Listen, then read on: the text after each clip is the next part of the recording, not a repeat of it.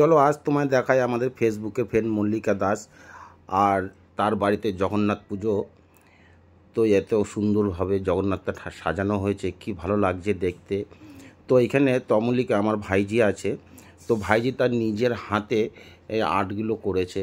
কত সুন্দর তার হাতের আঁকা, দেখো জগন্নাথ একটা এঁকেছে, কত ফার্স্ট ক্লাস, কি দারুণ লাগছে দেখতে। পুরোটাই ওর নিজের হাতে, ওটা সিমেন্টের করা।